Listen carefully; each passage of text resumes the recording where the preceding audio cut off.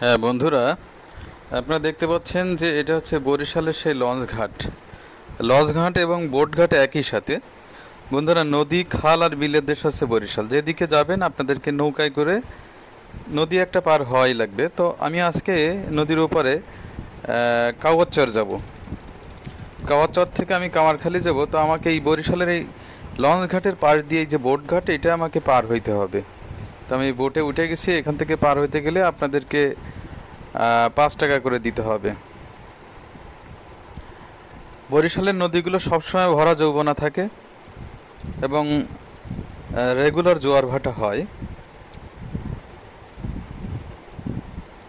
নদীতে সবসময় আপনারা দেখতে পাবেন যে লঞ্চ, স্টিমার এগুলো লেগেই আছে। বন্ধুরা, আমি আর প্রায় পৌঁছে গেছি কাওয়ারচরের যে ঘাট, সে ঘাটে। বন্ধুরা, এখান থেকে আপনারা যদি বোটে করে নদী পার হইতে চান, তাহলে মিনিটে মিনিটে আপনারা নৌকা পাবেন। মানে 1 মিনিটের ভিতরে নৌকা ভরে যাবে আর কি যাত্রীতে। ওর নির্দিষ্ট সংখ্যক যাত্রী তোলে, ভরে গেলে ওরা ছেড়ে দেয় এবং নতুন করে আর একটা বোট ছাড়ে। তো ধন্যবাদ।